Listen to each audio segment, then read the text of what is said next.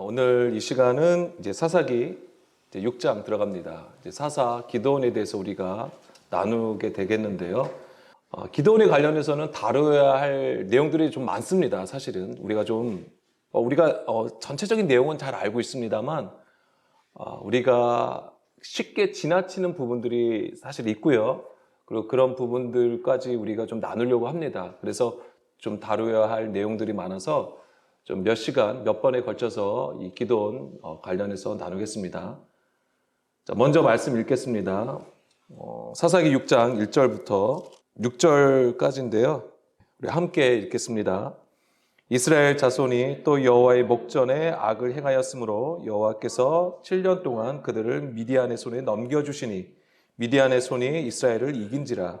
이스라엘 자손이 미디안으로 말미암아 산에서 웅덩이와 굴과 산성을 자기들을 위하여 만들었으며 이스라엘이 파종할 때면 미디안과 아말렉과 동방 사람들이 치러 올라와서 진을 치고 가사에 이르도록 토지 수산을 멸하여 이스라엘 가운데에 먹을 것을 남겨두지 아니하며 양이나 소나 나귀도 남기지 아니하니 이는 그들이 그들의 짐승과 장막을 가지고 올라와 메뚜기 떼같이 많이 들어오니 그 사람과 낙타가 무수함이라. 그들이 그 땅에 들어와 멸하려 하니 이스라엘이 미디안으로 말미암아 궁핍함이 심한지라. 이에 이스라엘 자손이 여호와께 부르짖었더라. 아멘. 자, 오늘 그 첫 번째 시간으로 사사기 6장에서 보여주는 이스라엘의 영적 상태를 보려고 합니다. 다 아시겠죠? 자, 이 이스라엘의 영적 상태는 지금 미디안하고 연결되는 겁니다. 그 전 시간에는 누가 나왔죠? 가나안 주민들이 나왔었고 블레셋 사람들이 나왔었습니다.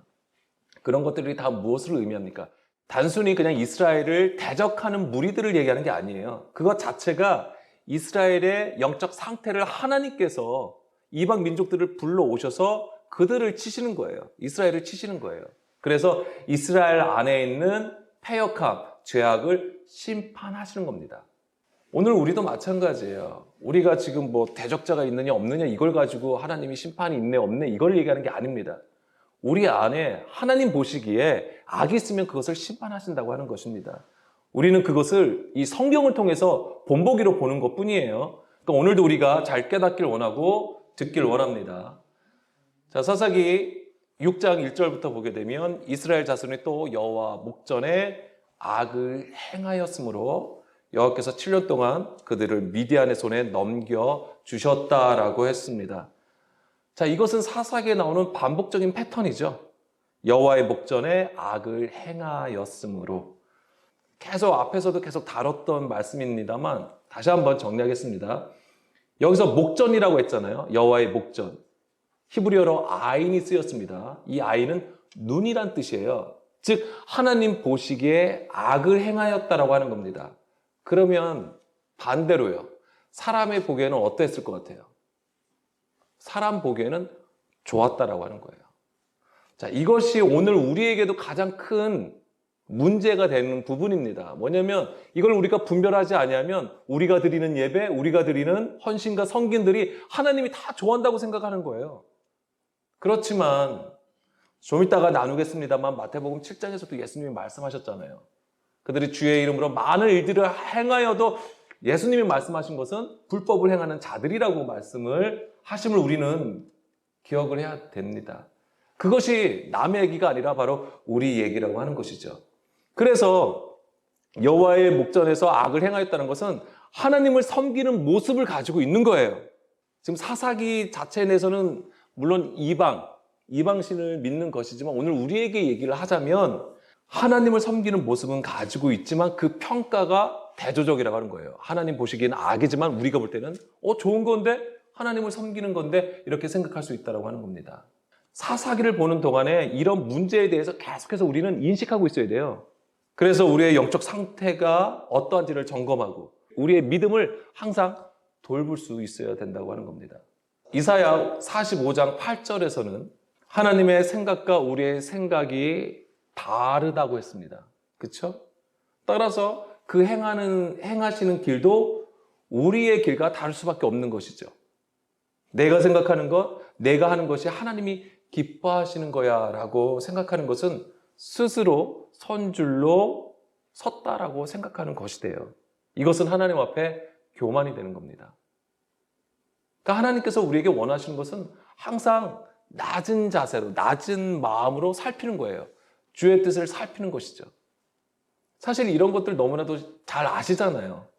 그렇지만 이것이 너무 또한 안 되는 일이기도 합니다. 너무나도 잘 알고 있는데 또한 너무 안 되는 일이에요. 이것이 바로 무엇 때문이냐면 우리 안에 가난이 있다라고 하는 것이죠. 우리 안에 블레셋의 영이 있다고 하는 것이고 또 오늘 바로 이 미디안이 우리 안에 있다는 얘기가 되는 겁니다. 우리가 주의 말씀을 잘 듣고 하나님 편에 서서 승리하는 것은 매우 중요합니다. 사실 우리가 이것을 사실 지금까지 많이 구했던 거잖아요. 그렇지만 그것 이전에 하나님을 대적하는 것이 무엇인지 아는 것이 반드시 필요해요. 과연 내 안에 하나님과 원수가 되는 것이 무엇이 있는지를 먼저 알아야지 이길 수 있는 거잖아요. 그래서 우리가 하나님을 향하여 어떤 불법을 행하고 있는지 계속해서 가르쳐 주시기 때문에 우리는 반드시 그것을 들을 수 있기를 원합니다. 자, 우리는 이 사사기를 통해서 이스라엘을 괴롭히는 이방 민족들을 보고 있는데요. 이것이 바로 우리 안에 가장 고질적인 병폐라고 하는 거예요. 우리가 믿음이 있다고 하지만, 우리가 신앙생활을 한다고 하지만 가장 고질적인 것. 왜 이것이 그러냐면 분별하기가 어렵기 때문에 그런 거예요. 분별하지 못하면 그냥 취약할 수밖에 없어요. 자, 마태복음 23장 26절에서 예수님은 탐욕과 방탕이 가득한 바리새인과 서기관들을 향하여 먼저 안을 깨끗이 하라고 말씀을 하세요. 자, 우리는 이 얘기를 들으면 무엇을 생각하냐면 안 있고 바깥에 있는 것을 생각을 합니다. 그렇지만 단순하게 이걸 서로 비교해서 이분법으로 적용하라는 말이 아니에요. 사실 안이 곧 바뀌고 바뀌고 곧 아니에요, 사실은. 그래서 예수님이 이 말씀을 하신 거예요. 우리 안에서 먼저 안을 깨끗이 하라. 그러면 뭐예요? 그건 겉도 깨끗하게 된다라고 말씀을 하시는 거예요. 사실 동일한 거예요. 우리가 믿음이 보이지 않지만 이 믿음이 어떻게 표현이 됩니까? 우리의 이 신앙생활로 표현이 되는 거잖아요. 예배 드리는 거, 기도 드리는 거, 찬양 드리는 거. 근데 이 안의 것, 본질의 것을 가지지 아니한 예배, 찬양, 기도가 무엇이 됩니까? 이방인이 구하는 거랑 똑같다고 하는 것이죠. 우상 숭배하는 것과 똑같이 되어버린 거니까 그것을 예수님이 말씀을 하시는 겁니다. 우리 안의 것, 즉 안을 깨끗이 하라는 것은 본질을 가지라고 하는 거예요. 하나님께서 말씀하신 그 본질을 너희 안에 가지게 되면 그 마음을, 하나님의 그 마음을 깨닫게 됨으로써 뭐예요? 그 겉으로 나타나는 것 또한 하나님께서 영광을 받으신다고 하는 거잖아요. 그렇지만 겉은 깨끗하지만 그 안이 탐욕과 방탕이 가득하다. 그러면 그것은 문제가 있는 것이죠. 그것을 성경은 외식이라고 했던 것이고 이런 외식을 통해서 그 겉은 아름답게 꾸밀 수는 있지만 그것이 무엇과 같았냐면 바로 해칠한 무덤이었다고 하는 것이고 그래서 그 무덤 안에는 뭐예요? 사람들의 뼈, 더러운 것이 가득하였다라고 예수님이 책망하셨던 부분입니다. 성경은 이런 불법의 구조를 계속해서 책망하고 있는 것이죠. 마태복음 7장 22절입니다. 주의 이름으로 선지자 노릇하고 귀신을 쫓아내고 많은 권능을 행하여도 그들이 행한 것은 결국 불법이었다고 하는 것입니다. 바로 이런 것들이 뭐냐면 우리가 보기에 좋아 보이는 거예요. 우리가 보기에 좋은 거예요. 그런데 예수님이 보실 때는 불법이라고 하는 것이죠. 이거를 분별하려면 우리가 가진 우리의 지식으로 세상의 지식으로 판단하는 게 아닙니다. 오직 진리의 영 성령님의 도심을 우리가 받아야지만이 우리가 분별을 하게 되는 것이고요. 23절 예수님은 그때 내가 그들에게 밝히 말해 내가 너희를 도무지 알지 못하니 불법을 행하는 자들아 내게서 떠나라. 자, 예수님은요 하나님을 위하여서 어떤 행동을 했느냐 안 했느냐를 말씀하시기보다는 그것이 하나님으로부터 난 것이냐를 물어보시는 거예요. 지금 하나님의 것이 아닌 사람의 것으로 행한 것이기 때문에 그것이 불법이라고 말씀을 하시는 거죠. 본질을 가지고 있지 않은 거예요. 그 영이 없음을 말씀을 하신 겁니다. 주의 이름을 부르면서 행하는 모습일지라도 그 안에 것은 겉과 다른 평가가 나올 수 있다는 거죠. 겉에는 뭔가 좋아 보여도 그것이 다가 아님을 말씀을 하시는 겁니다. 예수님이 먼저 안을 깨끗하게 하라고 하신 것은 바로 그 하나님으로부터 오는 그 영, 그 본질에 근거하고 있느냐, 그것에 기인하여 행하고 있느냐, 이것을 가르쳐 주시는 겁니다. 하나님의 입으로 나오는 모든 말씀, 그게 뭐예요? 그게 영이에요. 그게 본질인 것입니다. 이것으로 행하여야지만이 죽은 자가 아닌 산 자로 하나님의 일을 하게 되는 것이죠. 그것이 바로 생명으로 거듭나는 거예요. 그렇기 때문에 우리가 성령을 구하는 이유가 여기 있는 거예요. 우리가 왜 성령을 구합니까? 뭐 능력받아서? 근데 무엇보다도 중요한 것은 하나님께서 우리에게 그러한 성령의 능력을 주심이 우리의 어떤 환경과 상황들을 더 나은 것으로 이끄시는 하나님의 그 뜻도 있겠지만 먼저 하나님을 알기를 원하시는 거예요. 하나님을 알고 예수를 믿음으로써 하나님과 하나가 되는 것, 주와 함께 하기를 원하신다라고 하는 것이죠.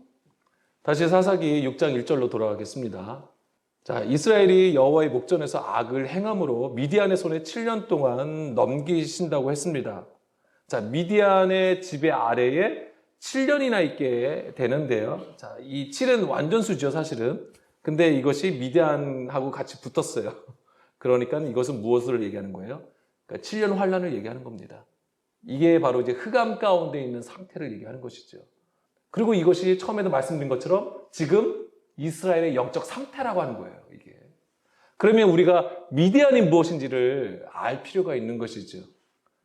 자, 이 미디안으로 인해서 이스라엘은 자기들을 위하여 산에서 웅덩이와 굴과 산성을 만들었다고 했습니다.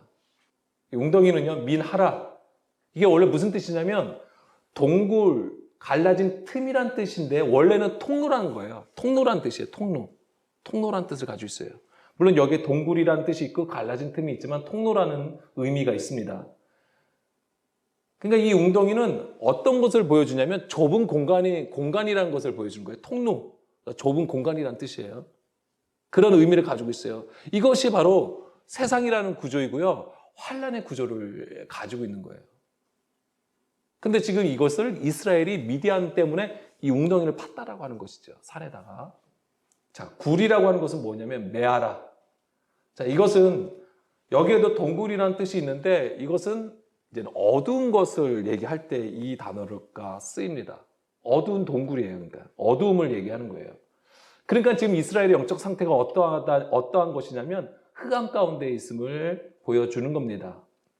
자, 본문에서는 미디안을 피하기 위한 어떤 도피처로서 굴과 웅덩이를 판 것이 되겠지만 이것이 오늘 우리에게는 어떻게 적용이 되냐면, 자, 예수님의 말씀에 의하면 하나님의 성전이 강도의 소굴이 된 것과 같은 얘기예요.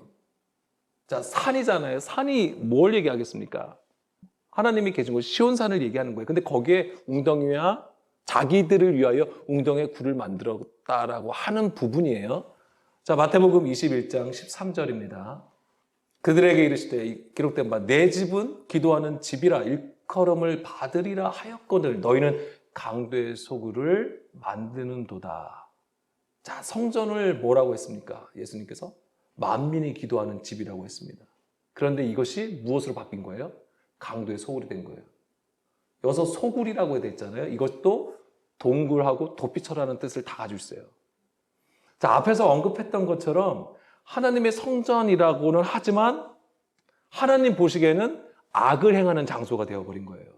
성전 유대교 지도자들이 열방을 향하는 그 하나님의 뜻을 깨닫지 못한 가운데에 이방의 뜰에서 무엇을 하는 겁니까? 장사하고 매매하는 것이잖아요. 물론 그들은 얘기를 합니다. 성전을 유지하고 보수하기 위해서. 그들이 볼 때는 그것이 하나님을 위하는 것이라고 생각을 하는 거죠. 왜? 이 성전이 하나님의 집이고 하나님이 계시기 때문에 이 성전을 잘 관리하는 것은 자기들의 가장 큰 임무라고 생각을 했던 거죠. 근데 그것을 위해서는 현실적으로는 돈이 필요했던 거예요. 그래서 그 이방인의 뜰에 장사하게 하여서 그 수입을 얻었던 것이죠. 그렇지만 하나님의 뜻은 그것이 아니었습니다. 이방과 하나가 되기를 원했던 거잖아요. 그런데 성전 유대교의 구조는 하나님의 말씀을 자기들이 더 철저하게 지킴으로써, 자, 이것을 반대로 얘기하자면 이방인을 더더욱더 배척하는 거예요. 그들은 거룩한 민족이, 거룩한 자들이 아니기 때문에, 부정한 자라고 여겼기 때문에 그들과 철저히 단절되는 가운데에서 중간에 막힌 담을 세웠던 것이고, 그 안에서 매매했던 것이잖아요. 그것이 바로 강도의 소굴이 되었던 겁니다. 이것은 자기들은 하나님을 위한 일이라고 하지만 그것은 하나님의 뜻과 대치가 된 거죠. 반대되는 일이었던 겁니다. 오히려 하나님과 원수가 되고 하나님과 멀어지게 하여 죽이고 멸망시키는 일을 하였던 장소가 바로 그 당시의 성전이었어요. 유대교의 구조였고 그 핵심이 바로 성전이었던 겁니다. 그러니까 예수님이 무너져야 된다고 말씀하셨던 거죠. 자, 강도, 도둑이잖아요. 자, 요한복음 10장 10절입니다. 도둑이 어떤 일을 해요? 도둑이 오는 것은 도둑질하고 죽이고 멸망시키려는 것뿐이에요. 도둑이 오는 것은 도둑질뿐만 아닙니다. 죽이고 멸망시키기 위해서 온다고 했어요. 그러니까 하나님의 성전이 어떤 장소가 되었냐면 파괴하고 살인하는 장소가 되어버린 거예요. 이사야 66장 3절입니다. 소를 잡아 드리는 것은 살인함과 다름이 없고 어린 양으로 제사 드리는 것은 무엇이죠? 개의 목을 꺾음 같다라고 했고 예물은 뭐예요? 돼지 피와 다름이 없고 분향함은 우상을 찬양하는 것이라고 했잖아요. 자, 이런 것들이 다 뭐예요? 자기의 길을 택하고 가증한 것을 기뻐하는 것이라고 했습니다. 이것을 보여주는 거예요. 자, 왼쪽에 첫 번째, 소를 잡아 드리는 거, 어린 양으로 제사 드리는 거, 예물 드리는 거, 분향함은 뭐예요? 이건 율법을 따라 그들이 행하는 거예요. 그래서 이거는 뭐예요? 사람이 보기에 좋은 거예요. 근데 하나님 보시기에는 그것이 다 악이에요. 뭐예요? 살인하는 거고, 개의 목을 꺾는 것이고, 돼지 피고, 우상을 숭배하는 모습이었다고 하는 것이잖아요. 근데 그들이 이것을 왜 열심히 했냐면 분별을 하지 못하는 거예요. 왜요? 뱀의 미혹을 받아서. 사람의 계명을 따라 행한다고 하는 거예요, 이게. 사람으로부터 나온 것. 그것으로 행하여 온전히 분별하지 못하는 가운데 있는 것이죠. 그러면 열심을 낼 수밖에 없어요. 이게 바로 우리가 가지고 있는 취약한 믿음의 구조라고 하는 거예요. 겉은 율법을 따르지만 그 안은 탐욕과 방탕이 가득하여서 부패한 상태가 된 것이죠. 오늘 우리의 교회는 다를까요? 하나님의 성전, 교회라고 하는 우리는 어떨까요? 이런 고민을 가지고 주님 앞에 우리는 서야 돼요. 이게 부끄러운 게 아닙니다. 그런 고민, 그런 것을 가지고 하나님 앞에 우리가 서는 거예요. 하나님은 오늘도 그런 자를 찾지 않으시겠어요? 자, 그리고 아까 웅덩이 파고 굴 파고 그 다음에 뭐 했죠? 마지막에 산성을 만든다고 했잖아요. 산성, 맷자드. 다시 사사기 6장 2절이죠. 자, 이 맷자드는 매 플러스 쭈드예요. 쭈드. 그러니까 매는 장소를 의미하는 것이잖아요. 쭈드가 뭐냐면 짐승을 잡다, 사냥하다라는 뜻이에요. 그러니까 산성하면 사실 우리가 요새 생각을 하는 거잖아요. 예, 그건데 이 단어를 좀 풀어서 보게 되면 사냥하는 장소예요. 짐승을 잡는 장소. 자, 사냥하는 것이 무엇인지를 좀 알 필요가 있습니다. 그럼 이것이 왜 또 하나님 앞에 또 이게 악이 되는 건지, 그들의 영적 상태가 된다고 했잖아요. 자, 창세기 27장 3절 말씀. 그런즉 내 기구 곧 화살통과 활을 가지고 들어가서 나를 위하여 사냥하여 내가 즐기는 별미를 만들어 내게로 가져와서 먹게 하여 내가 죽기 전에 내 마음껏 내게 축복하게 하라. 5절 이삭이 그의 아들 에서에게 말할 때에 리브가가 들었더니 에서가 사냥하여 오려고 들로 나가매. 자, 이 사냥하는 것, 짐승을 잡는 것은 좀 누구와 연결되어 있습니까? 에서와 연결됩니다. 자, 에서는요, 사냥을 하러 나가는 들 사람으로 표현하고 있고요. 성경에서는 야곱은 장막에 있는 조용한 사람으로 표현하고 있습니다. 자, 조용한. 자, 야곱을 얘기할 땐 조용한인데 이 조용한은 어떤 내성적이고 그런 얌전한 사람을 얘기하는 게 아니에요. 탐, 완전한, 경건한이라는 뜻을 가지고 있어요. 그래서 그 특징이 뭐냐면 장막에 있다라고 하는 거예요. 이 장막에 있다라는 것은 주의 말씀을 듣는 자리에 있음을 얘기하는 것입니다. 들 사람이라고 하는 것은, 이 들이라고 하는 것은 뭐예요? 나가는 거예요. 자기를 위하여서 무언가 열심히 내는 구조예요. 근데 이 들이라고 하는 것이 성경에서는 성전 마당을 얘기하는 거예요. 그래서 성전 마당에서 사람의 것을 막 열심히 하나님 앞에 뭔가 드리고, 왜냐면 성전 마당에서 무슨 일을 했죠? 번제단이 있어서 거기서 짐승을 잡았단 말이에요. 사실 에서는 그 모습을 보여주는 거예요. 그래서 우리가 계속해서 나눴던 것이 뭐예요? 에서와 야곱을 편을 가르는 게 아니고 우리가 사실 에서와 같은 자들이에요. 그래서 우리가 뭔가 지금 하나님을 잘 알지 못하니까 우리의 것으로 막 열심히 내는 구조죠. 근데 반드시 뭐예요? 그 장막으로 들어갈 수 있어야 된다고 하는 거예요. 그게 바로 뭐예요? 에서에서 야곱으로 우리가 나가야 된다고 하는 겁니다. 영의 흐름이에요. 우리를 오늘도 그렇게 이끌어 가시는 거예요. 그래서 우리가 반드시 주의 말씀을 듣는 자로 서야 되는 것이지요. 그런데 지금 이스라엘이 그걸 지금 하지 못하고 있는 거예요. 계속 뭐예요? 짐승을 잡고 있다라고 하는 거예요. 사냥을 하고 있다라고 하는 것이죠. 에서와 같음을 지금 보여주는 겁니다. 자, 사사기 6장 3절, 5절에서도 계속 이 미디안에 대해서 나오죠. 자, 이스라엘이 파종할 때면 미디안과 아말렉과 동방 사람들이 치러 올라와서 진을 치고 가사에 이르도록 토지소산을 멸하여 이스라엘 가운데에 먹을 것을 남겨두지 아니하고 양이나 소나 나귀도 남기지 아니하였다. 자, 미디안은 원래 어떤 족속이냐면 유목민이에요, 유목민. 그러니까 그들이 지금 아말렉하고 지금 동방 사람들이, 이 동방 사람들도 다 유목민이에요. 그러니까 그들과 같이 그냥 우르르 이스라엘로 확 들어오는 거예요. 그리고 이게 파종할 때라고 했잖아요. 뭐예요? 이게 겨울을 지나서 이제 봄이란 말이에요. 밀추수는 이제 바로 오순절을 의미하는 건데, 그때는 이제는 뭔가 자라나는 거죠, 밭에서. 근데 이거를 다 지금 뭐 하는 거예요? 그 미디안의 짐승들이, 가축들이 와가지고 이걸 다 먹어버리는 거잖아요. 그러니까 먹을 게 없어져 버리는 그런 상황들을 얘기하는 거예요. 그래서 이스라엘에 와서 토지의 소산을 다 멸하고 그냥 이스라엘에게 먹을 것이 하나도 남기지 않게 만드는 것이 바로 미디안이었던 겁니다. 사실은 이스라엘이 하나님의 말씀을 듣고 순종함으로써 그 젖과 흐르는 땅이었잖아요. 하나님께서 약속의 땅. 거기서 뭐예요? 100배의 결실을 맺어야 되는 거예요. 그런데 그 100배의 결실을 맺지 못하는 상황이 발생한 거예요. 우리가 지금 사사기는 미디안이 들어와서 그런 일을 당한 것이지만 이스라엘의 영적 상태는 지금 좋은 밭이 되지 아니한 상태죠. 길가에 뿌려지고 돌밭에 뿌려지고 가시덤불에 뿌려진 상태가 되었던 것이죠. 그러니까 뭐예요? 양식이 없는 거잖아요. 그러니까 죽게 되는 거예요. 죽은 자가 되는 것이죠, 이스라엘이. 그리고 5절. 자, 5절에, 자, 3, 4절을 볼 수 있는 것이고요. 그리고 5절 보게 되면은, 자, 이는 그들이 그들의 짐승과 장막을 가지고 올라와 메뚜기 떼같이 많이 들어오니 그 사람과 낙타가 무수함이라. 그들이 그 땅에 들어와 멸하려 하니. 자, 미디안 하면 딱 떠오르는 짐승이 있습니다. 뭐냐면 낙타예요. 낙타. 자, 낙타는요, 레위기 11장 4절을 보면 색임질을 해요. 자, 이 낙타는 색임질을 합니다. 그런데 굽이 갈라지지 않았어요. 그래서 부정한 동물입니다. 그러니까 낙타가 부정한 동물이 이게 아니에요. 자, 이것도 다 의미가 있는 것이죠. 그러니까 색임질은 반복적으로 씹어서 고운 가루가 되게 하는 것을 의미하는 거잖아요. 고운 가루가 되게 하는 거.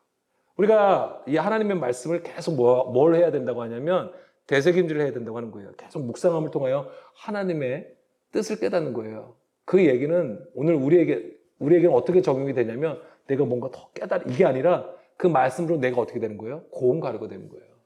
나의 육신의 것이, 나의 굳어진 것이 깨지는 거예요. 무엇으로? 그 말씀으로. 그 말씀으로 나를 복종시키는 그 깨달음 가운데 들어가는 거예요. 이게 내가 고운 가루가 되는 거예요.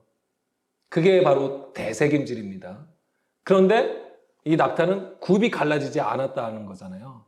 굽이 갈라지지 아니함은 거룩하게 구별되지 않은 상태를 얘기하는 거예요. 지금 이스라엘이 딱 그 모양이에요. 뭐냐면 하나님의 말씀을 가지고 있고 어떤 경건의 모습은 가지고 있어요. 그런데 구별되지가 않은 거예요. 무엇과? 세상과 이방민족과 구별되지 아니한 거예요. 말씀을 듣는 행위는 가지고 있으나 거룩하게 구별되지 않았던 겁니다. 그것이 바로 부정한 거죠. 이게 바로 처음에 말씀드린 것처럼 우리가 가지고 있는 고질적인 병폐라고 하는 거예요. 우리도 또 그런 거잖아요. 교회, 예배, 어떤 헌신, 섬김의 모습을 가지고 있지만 정말 우리가 얼만큼 하나님 앞에 가까이 가 있는가. 구별된다는 얘기는 다시 말씀드리면 우리가 하나님 앞에 가까이 나가는 걸 얘기하는 거예요. 가까이 서 있는 거. 자, 굽이 갈라졌다고 하는 것은 파라스라고 되어 있습니다. 파라스. 갈라지다, 쪼개다라는 뜻인데 레위기하고 신명기에서는 굽이 갈라지는 것으로 표현하고 있고요. 이사야 58장 7절에서는 이제 중요합니다. 여기서부터는 좀 잘 들으시면 좋을 것 같은데 이사야 58장 7절에서는 줄인 자에게 양식을 나누어 줄 때 여기서 나누어 주는 것이 파라스예요. 이게 아까 레위기 신명에서는 굽이 갈라지다에서 쓴 동사가 똑같이 쓰였습니다. 파라스. 그리고 예레미야 16장 7절에서는 떡을 떼다라는 얘기가 있어요. 떡을 떼는 거. 그러니까 떡을 떼는 거, 양식을 나누어 주는 것이 파라스예요. 그러니까 거룩하게 구별되는 것은 주의 말씀을 깨닫고 그 본질로 행하여 진리의 말씀을 나누는 걸 얘기하는 거예요. 이게 거룩하게 갈라지니까 이게 파라스. 우리가 구별되는 거예요. 내가 좀 뭔가 좀 거룩하고 해가지고 뭔가 다른 사람들하고 좀 다르게 행동 이런 걸 얘기하는 게 아니고요. 주의 말씀을 깨달아서 그 마음을 전하는 거예요. 세상에. 그게 바로 뭐예요? 복음이라고 하는 거잖아요. 예수님이 그 일을 하신 거예요. 떡을 떼어 주시는 거, 양식을 나눠 주시는 거. 철저하게 자기를 부인하여서. 그러니까 주의 말씀을 계속 새김질 하시는 거잖아요. 그리고 거룩하게 구별되어서. 그것 자체가 바로 말씀을, 양식을 나눠 주시는 것이 거룩하게 하나님 앞에 서는 거예요. 그것이 바로 세상의 빛이라고 하는 겁니다. 그러니까 우리가 생각했던 개념하고 약간 좀 다르죠. 예수님이 진리의 말씀으로 우리를 낳으신 것처럼 우리 또한 진리의 말씀으로 전도하고 구제하는 거예요. 자, 이것이 없으면 뭐가 된다? 미디안이에요. 그게 없으면 바로 그것이 바로 미디안이라고 하는 거예요. 자, 그리고 다시 사사기로 돌아가서 6장 5절에 보면 이 미디안을 무엇으로 표현했냐면 메뚜기 떼와 같다라고 했습니다. 성경에서 메뚜기 떼는요, 하나님의 심판을 의미하는 것이죠. 그래서 재앙이 임하는 거예요. 자, 시편 105편 34절 35절 말씀 보게 되면 여호와께서 말씀하신 즉 황충과 수많은 메뚜기가 몰려와 그들의 땅에 있는 모든 채소를 먹으며 그들의 밭에 있는 열매를 먹었도다. 이 얘기가 지금 무슨 얘기냐면 이 시편 105편은 이제 아브라함 때부터 시작된 그 언약이 성취되기까지를 이스라엘의 역사를 굉장히 압축해서 기록해 놓은 거예요. 그러니까 이스라엘의 역사예요. 그 중에 바로 애굽에 내린 10가지 재앙, 메뚜기 떼가 있잖아요. 8번째 재앙입니다. 거기서 메뚜기 떼가 바로 애굽의 재앙으로 임하는 것이죠. 바로 하나님의 심판을 얘기하는 것이죠. 자, 근데 이것은 애굽에만 내린 게 아니었습니다. 이스라엘에게도 이것을 말씀하신 게 있어요. 신명기 28장 42절을 보면 28장 42절 이 말씀 보게 되면 내 모든 나무와 토지 소산은 메뚜기가 먹을 것이며, 자, 이 얘기는 하나님께서 뭐라고 하시냐면 앞에 보면은 하나님의 말씀을 듣지 않고 너희가 악을 범할 때에 저주하시는 말씀 중에 하나예요, 이게. 그러니까 너희가 하나님의 말씀을 듣지 않을 때, 하나님의 언약에서 떠날 때에 바로 이 재앙이 임하게 된다라고 경고하신 말씀이고요.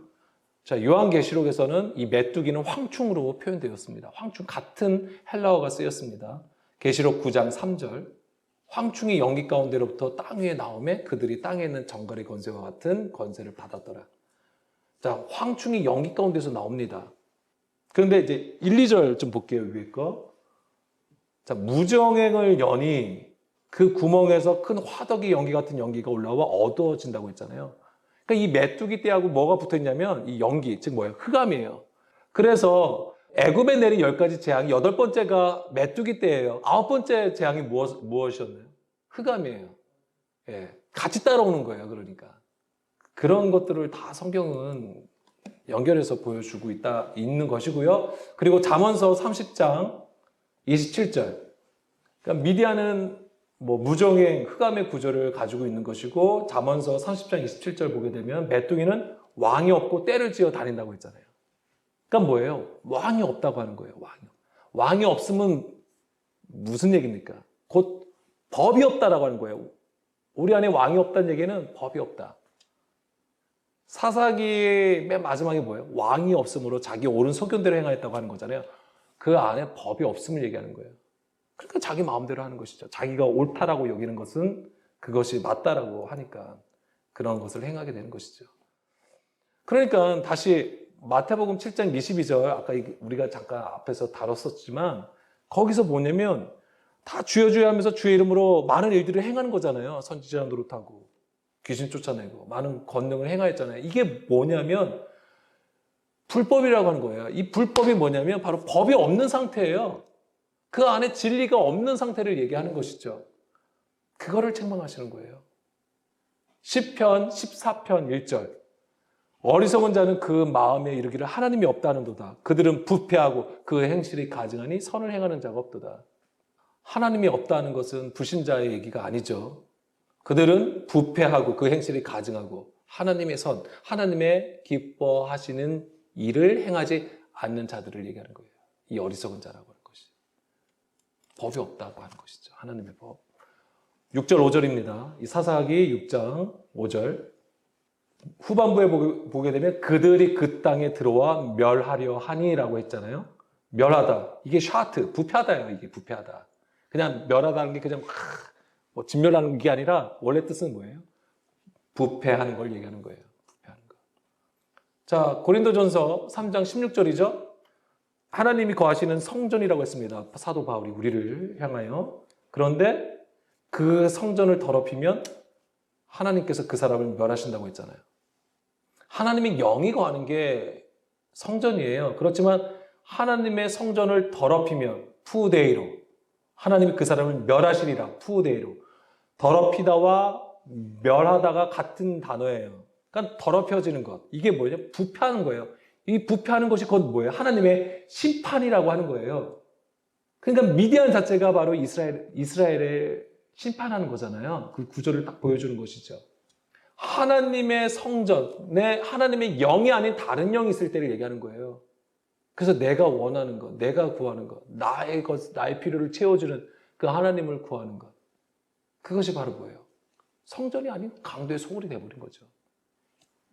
그것이 바로 부패하는 것이고, 하나님은 우리 안에 그 가증한 것을 심판하시는 겁니다. 우리가 이 더러워지게 되면 더 이상 우리가 하나님의 그 거룩함에 참여할 수가 없게 되는 거예요.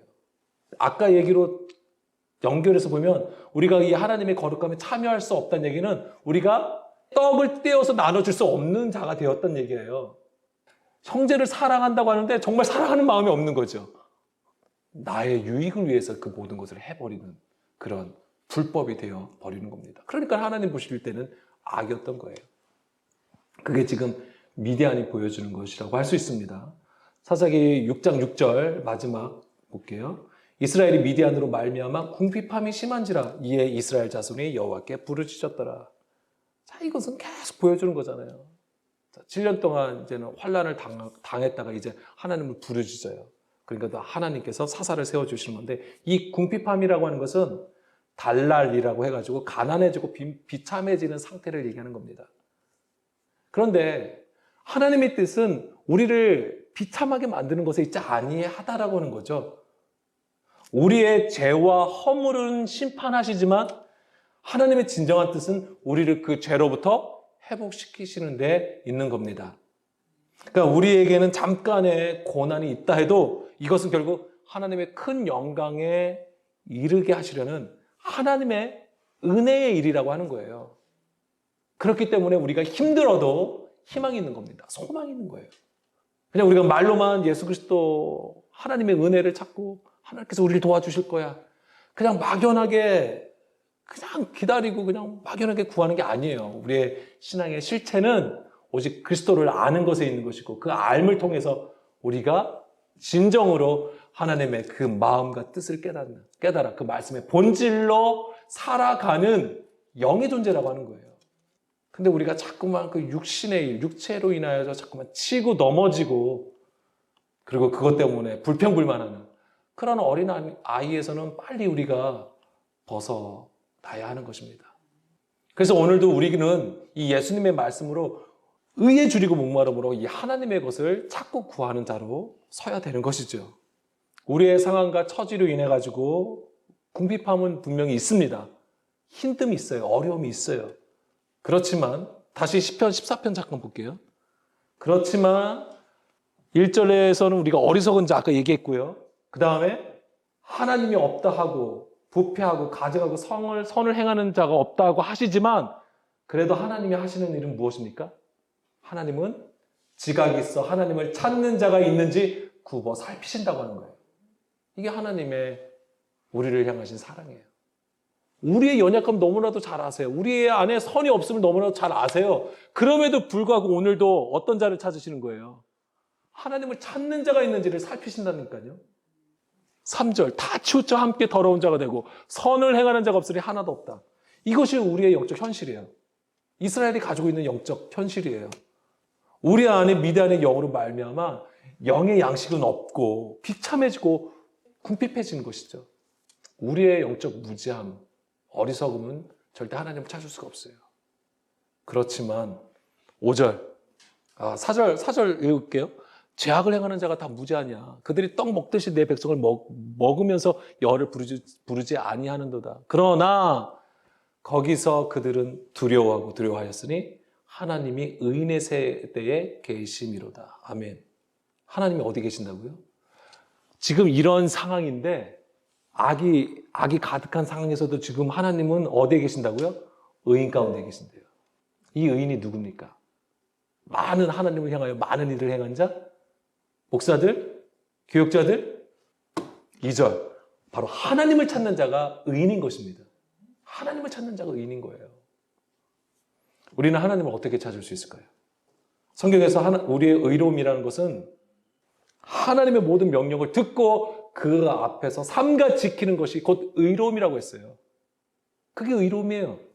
우리는 그것밖에 없어요. 우리가 하나님 앞에 의롭다고 할 수 있는 것은 하나님의 말씀을 듣고 삼가 지키는 것이에요.